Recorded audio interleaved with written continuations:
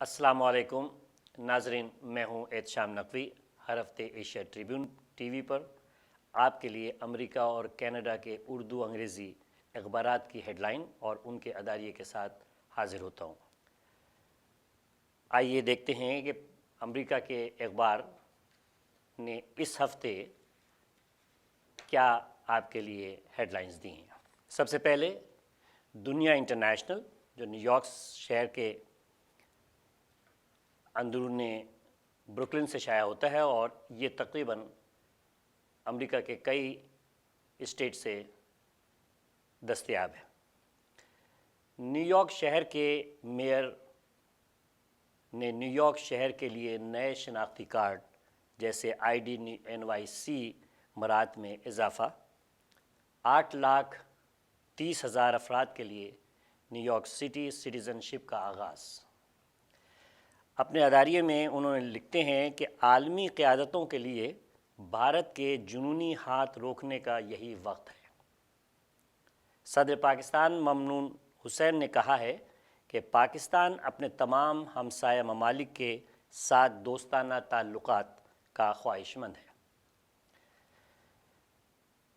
ساتھ ہی اس سلسلے میں ہماری دفاعی صلاحیتیں خطے میں امن اور خوشحالی کی ضامن ہیں۔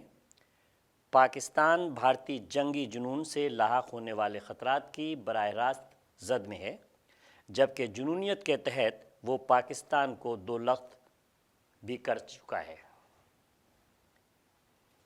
پاکستان وائس نیو یارک نے اپنے ہیڈ لائنز میں حکومت ڈٹائی پر اتر آئی، صفائیاں پیش نہیں کریں گے، اپوزیشن عدالت میں جائے گی۔ نواز شریف نے فرمایا، بچوں نے جائز ذرائع سے دولت کمائی ہے، اپوزیشن کے پاس سیاست کے لیے کچھ نہیں بچا، اس لیے شور مچایا جا رہا ہے۔ مخالفین ملک کی ترقی میں رکاوٹیں ڈال رہے ہیں جو کسی صورت برداشت نہیں کیے جا سکے۔ پاناما لیکس مزید 400 پاکستانیوں کا کچا چٹا کھولنے پر تیار، اور پاکستان وائس اپنے اداریے میں کہتے ہیں، بلوچستان میں تعمیر و ترقی کا سفر جس سے عوام کو روزگار میں مدد ملے گی۔ غیر قانونی دولت کی پناہ گاہیں اور مغرب ممالک پاکستان کے لیے دشوار ہے۔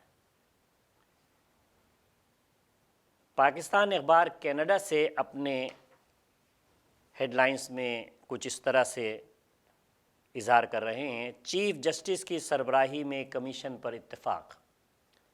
پاناما لیکس نواز شریف کی سیاست کی تباہی کا آغاز ہے۔ عمران خان، انہوں نے اپنے اداریے میں سوال کیا ہے، بدقسمت کون، جمہوریت یا جمہور؟ چیف جسٹس آف پاکستان انور ظہیر جمالی نے بار بار مارشل لاؤں کے نفاذ کے باعث ہمارے ہاں جمہوریت پنپ نہیں سکی۔ مارشل لاء کو بلیم کرتے ہوئے انہوں نے 73 کے آئین کو بہترین آئین قرار دیا اور مرحوم عبدالحفیظ پیرزادہ کو ایک بہترین انسان دوست اور سیاستدان بتایا۔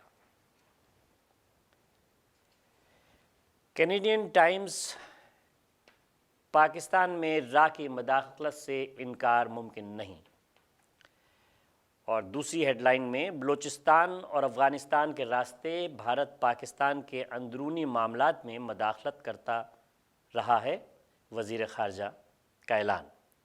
اگر کوئی ملک یہ سمجھتا ہے کہ وہ دوسرے ملک میں آگ لگائے گا اور اس کا اپنا گھر نہیں جلے گا تو یہ غلط فہمی ہوگی۔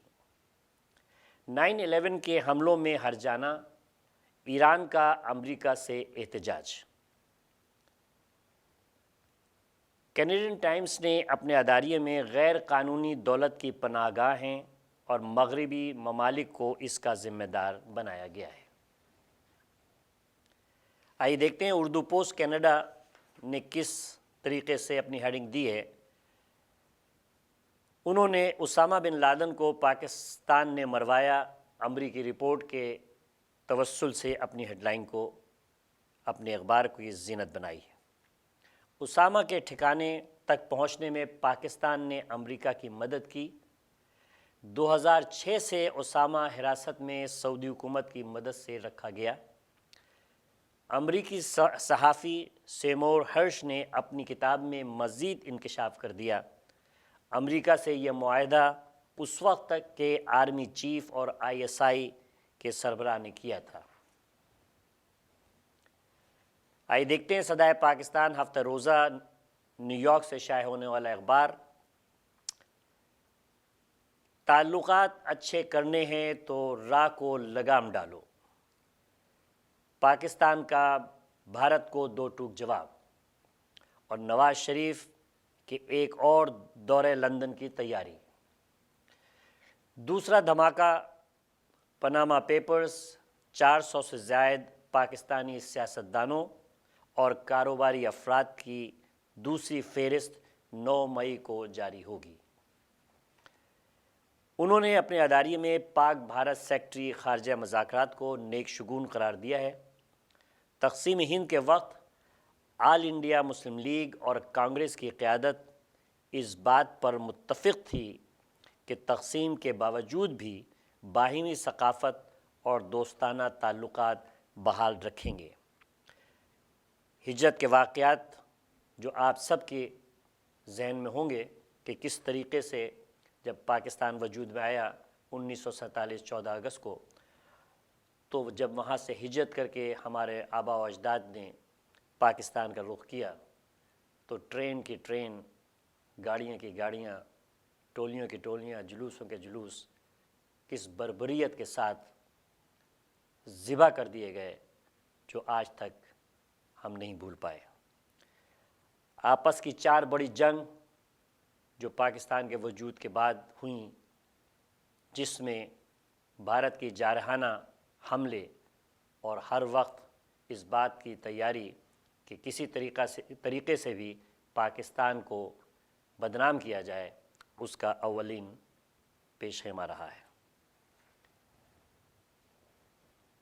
ایشیا ٹریبیون جو کہ 3 زبانوں میں شائع ہونے والا ہفتہ روزہ اخبار ہے، انگریزی، اردو اور پشتو میں۔ ہم اس وقت اردو کے اخبار کی طرف متوجہ ہیں۔ پاناما لیکس ہلچل، عام انتخابات آئندہ سال ہونے کے امکانات۔